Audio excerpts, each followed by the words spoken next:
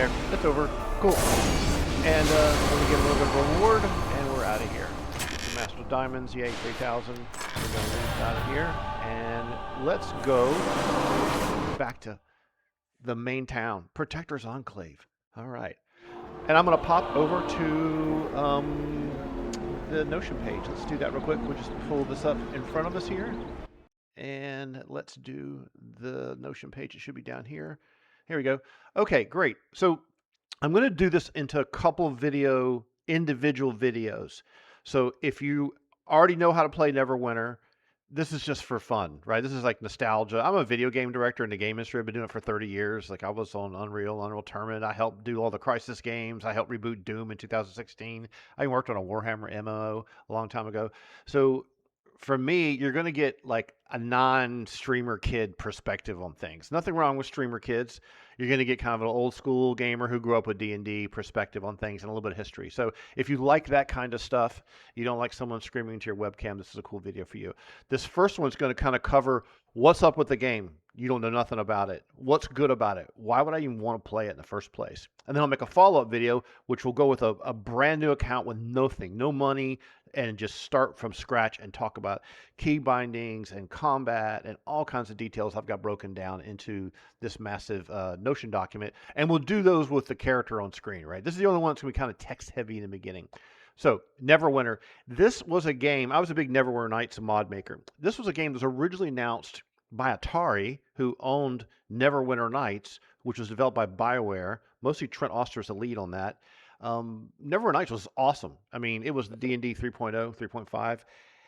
I mean, it had a DM mode. You could build your own worlds. It was tile-based, really fun. The graphics were okay, but they had good dynamic lighting, and it's a great game. Fantastic if you want to mod things. So when this game got announced, everyone was like, "Oh my God, this is going to be awesome," because it's getting announced right around the same time that Neverwinter Nights 2 had kind of come out. Neverwinter Nights 2 was kind of a disappointment. I mean, it's still a good game. I just will never forgive Fergus Urquhart for saying the camera's like WoW, and it's not like WoW. It's the worst camera system of any video game ever created that has a mouse and keyboard interface. Neverwinter Nights 2 has a great storyline, and it's really fun too. But Cryptic, who is this group? It's a California studio. They'd done like City of Heroes and City of Villains 2004. That game's gotten closed, okay? These studios change hands over time, and that kind of stuff happens. Then the game don't make money anymore. It doesn't make money anymore.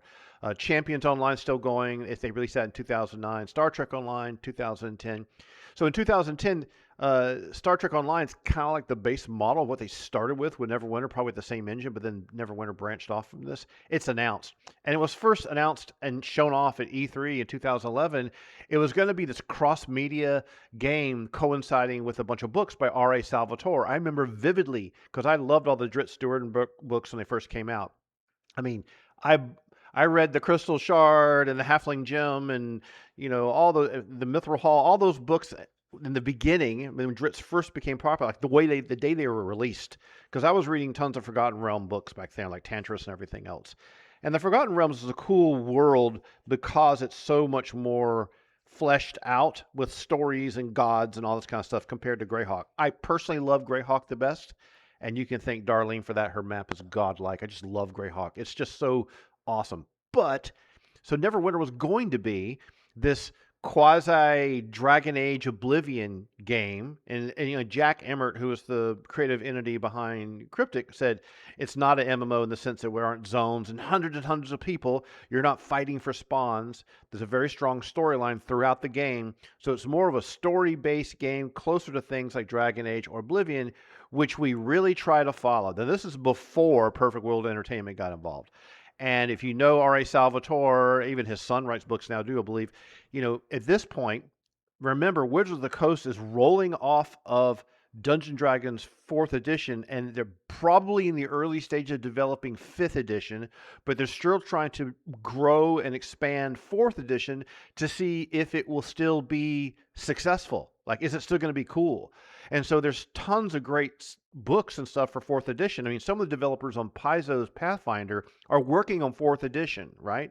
So in the beginning, this is a great idea because people loved Oblivion, right? And Dragon Age was amazing. Dragon Age has the best Baldur's Gate RTS style camera of any game. You can run around freely with a chase camera, and then when you get in combat, you have these multiple camera modes. Okay, so this is the turning point.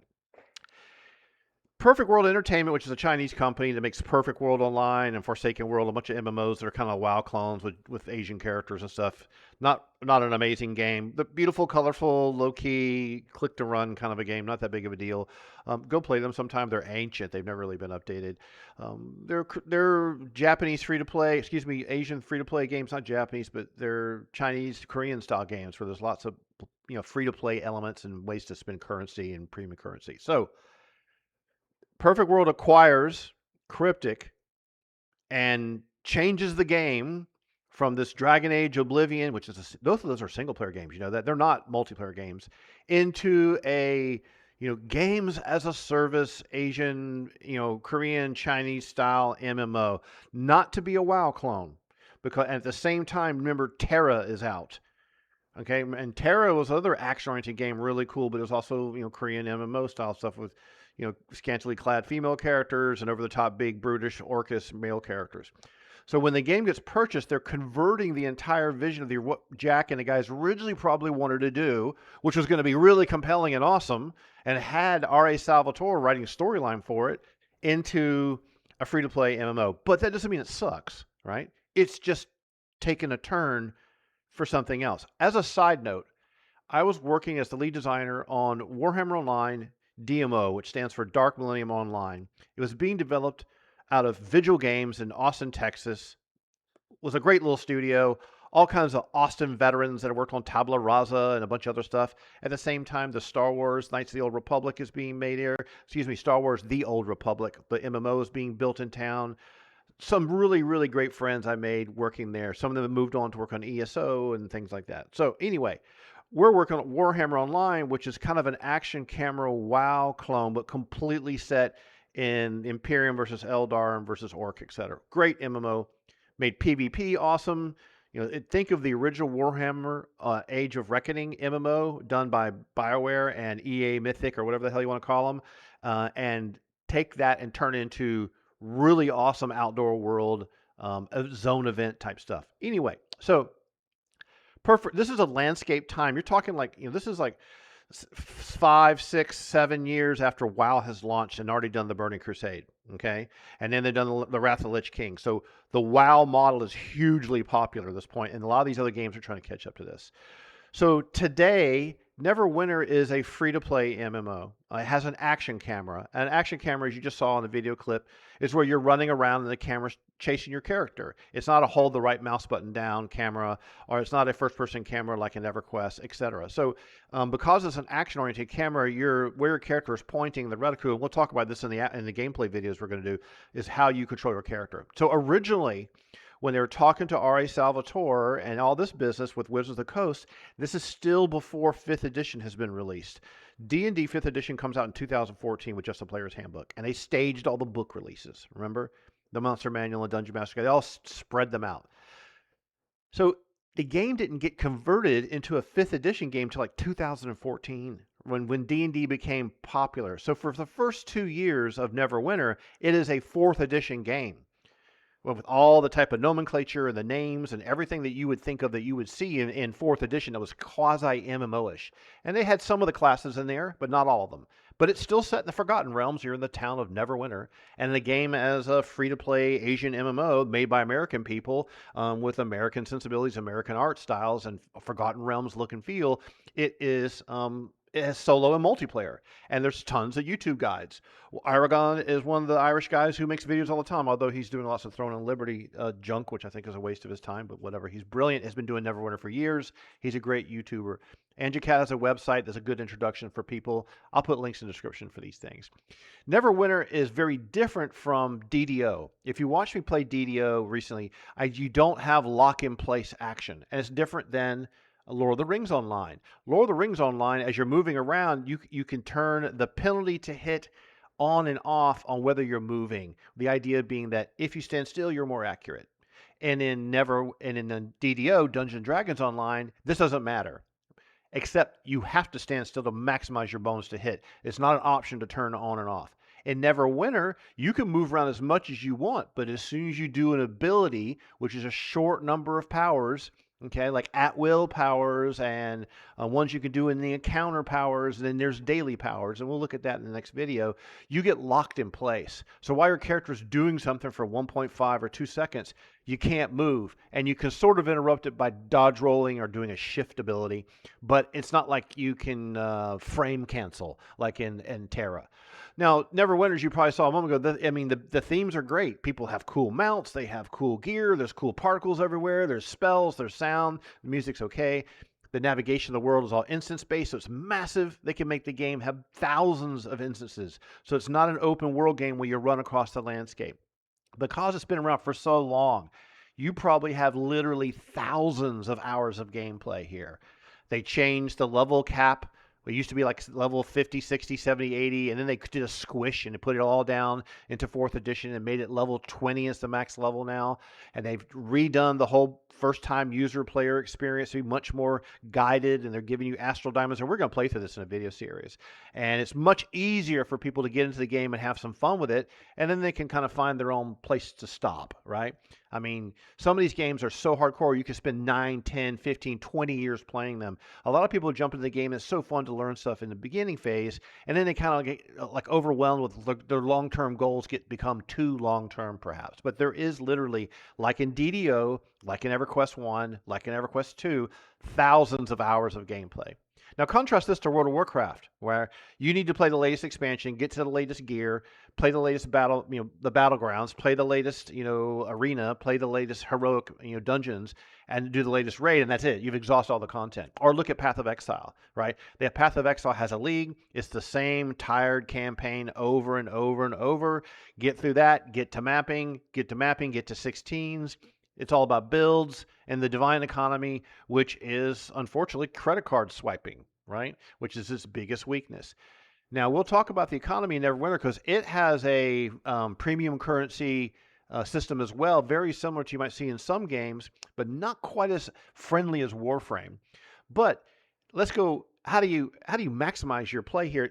They have a VIP mode, and if you see games like Rift and stuff, and Albion Online, and Dark Age of Camelot, and EverQuest, and everyone's got a subscription. Subscribe, get all these bonuses every month, and they have what's called a VIP role. Now, the VIP is something you only pay once, and then if even Star Wars, The Old Republic has a subscription mode. Subscription modes are really, really good in these games. It's worth doing. You're supporting the developer. You know the game's kind of retro or old. Just subscribe.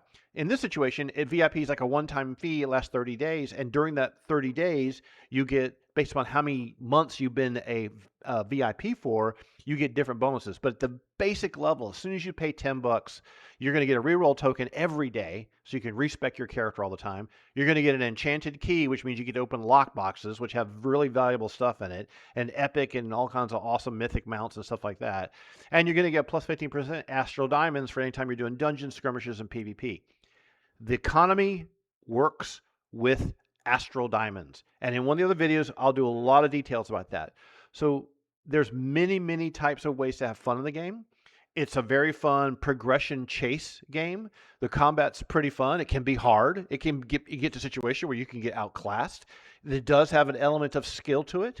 The AI is very aggressive. There's a lot of really good AI models. It's not just dumb enemies that run up to you and jiggle around like some of the orcs do in DDO. The AI is really good. They use abilities and powers. You got to move a lot. You end up having to time the animation, freezing me in place to do the ability versus when to get the hell out of the way. And so there's a mental battle in the game that's very different than any other game. It's very fun.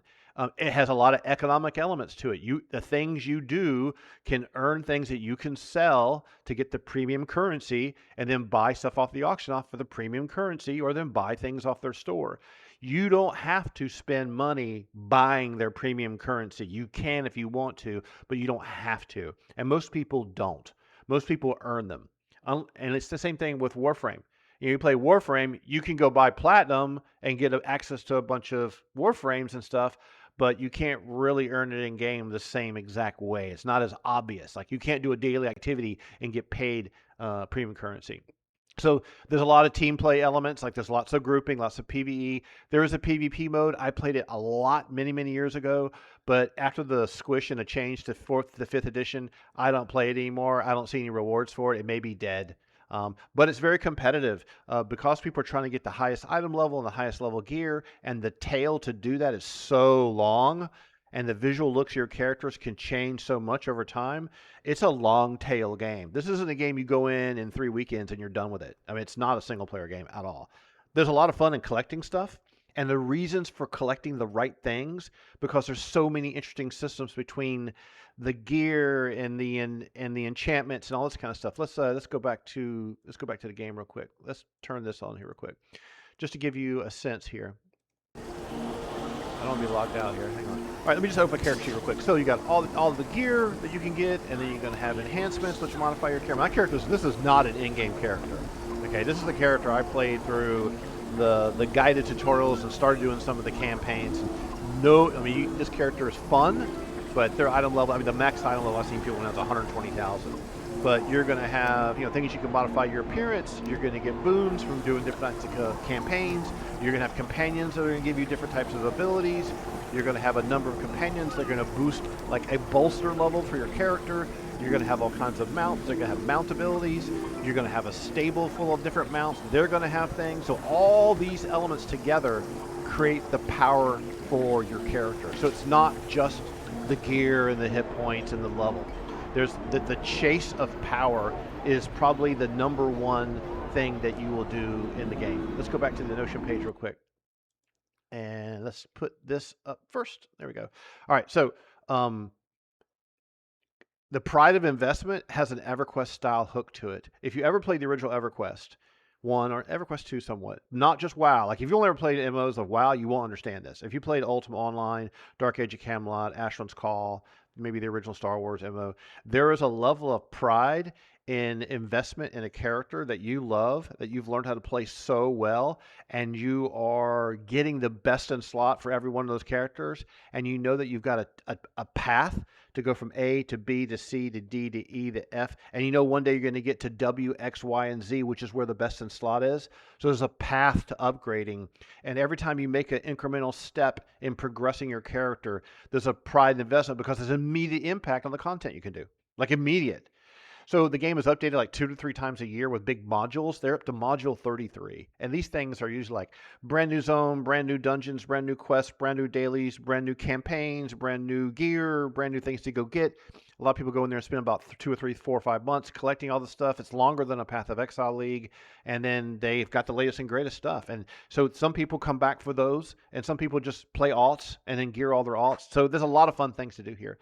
Jack Emmert, who I don't know personally, I'm connected to him on LinkedIn, and he's been around the game industry forever. He recently came back to Cryptic, and one of the systems designers I used to work with at Trendy Entertainment on Dungeon Defenders 2 used to be there at Cryptic. He's moved on to some kind of a 4X game or whatever. But with Jack coming back, it'll be interesting to see, does he ever get a chance to do something with the game that he always wanted to do, because the original idea kind of seemed to be ripped out from underneath them. All right. So I do want to talk a couple other details here before we switch to the next set of videos, which are going to go into the actual, I'm going to have a brand new character made from scratch on a chump account that has nothing, and we're going to talk about all these dirty details. But Arc versus Steam, before I close this video out, let's talk about that. I highly recommend you do the Arc launcher, not Steam. I say that for all the games, unless the game is totally hooked into Steam, like Albion Online. But even the transition and the connectivity between the way RuneScape interacts with Steam, the way Grim Dawn interacts with Steam, there's some games that interact with Steam in kind of a strange way. Steam's biggest strength is byte patching and keeping your games updated, and they're showing you the latest stuff, and you got this massive library. Like, it's the #1 gaming platform in the world. But if you're just going to play this, right, you don't need a Steam launcher running in the background. Just get an Arc account and just run with that. I don't want you to do the Steam one. Not to take anything away from Steam, but then when you want to do any kind of transactions or anything like that, you're doing it just with Arc. You're not having to deal with a third-party Steam, putting money into a Steam wallet and all this kind of business. So, but this is what the game is all about. So if you're thinking about a game that has really got these elements to it, it's 5th edition somewhat. It's been heavily modified, right? But it's got the themes. It's got the Forgotten Realms. It's got all these different parts of the game world of the Forgotten Realms. It's goal-driven. It runs good. It's old. It still has a vibrant community. There's still a decent amount of YouTubers. But And you can approach this game and play it for fun and not get roped into the power gaming element of it. Like if you're an old school person who loved D&D and played it, and now you're getting a little older and you're kind of coming back to the RPGs, and you kind of got a computer now, maybe your kids are grown up and gone, and you want to maybe play some stuff kind of hyper casually. You don't really want to play it. You don't want to raid like in WoW for 8 hours every Wednesday night. Neverwinter is a good game to jump in and jump out and do your own thing. You don't need to talk to anyone. You don't really need to even be in a guild. You just go in there, do some skirmishes every day, upgrade your gear, try working on some of the campaigns. It's on your own time, your own dime. It's not as much of a group push envelope, type of guild-oriented game. It does have guilds, and people do have more fun playing in guilds, but you don't really need to do any of that. You can just go in there and play the game by yourself. So that's the first video, just an introduction to what the game is about. I want to give you a sneak peek of some of the goals for the next set of videos, right? The next one we're going to talk about, we're going to brand new character out of nowhere. We're going to talk about the camera settings, shake, mouse, area targeting, key bindings, graphics, social settings, UI settings, audio settings. As a game director in the video game industry for so many years, this is something that no one really ever covers. They just say, after you download the game and you start playing, you're going to want to do this. You're going to want to get this sword. Like, it doesn't help you. Like, if you don't know how to get the most out of the game, or you're using default key bindings, you're going to be missing out on things that make it play better, and you're going to have more fun. And because the actual moment-to-moment gameplay is where the fun is, and the interface and the key bindings and the game setup is where you start.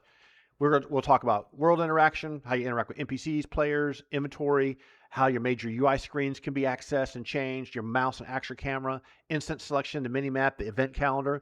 We'll talk about combat, how the movement and animation timing is really important, how to handle range detection, like am I in range? Can I cast a spell? Can I shoot my bow? How do I know I'm going to be able to hit this thing? It's very different than DDO, very different than World of Warcraft, very different than Guild Wars Online. It's its own targeting system.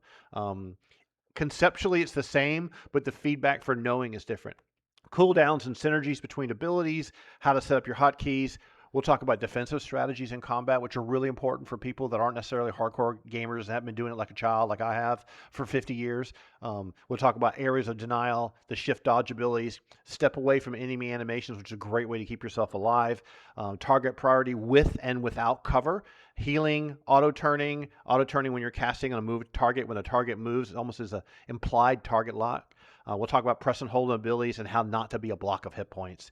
We'll talk about the enemy AI. There's melee chargers, there's melee leapers, melee brutes and tanks, archers, casters. There's point blank area effect, line of sight, trace casters, summoners, how the class abilities work, some of the boss mechanics. And then we'll talk about character power, item level, proper stats, reinforcements, enhancements. We'll probably do individual videos for some of these because I want them to be a library for people to refer to.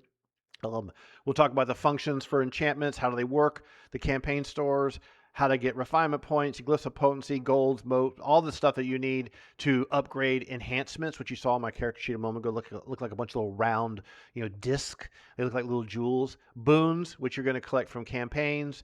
We talk about companions, which have a major impact on your character's power, how you have an active companion and how you have like a whole, basically like a roster of companions, how they have enchant equipment slots, what their abilities are, how you pull, how the 10 highest ranked companions at the highest item level are going to give you a bolster for your character, which are really important. They're not just like little pandas that run around picking up pennies, okay? These things are part of the power curve. Same thing with mounts and mount insignias, how you have a visual mount, but you can have all these other mounts that just for the powers, whether you don't like what they look like or not.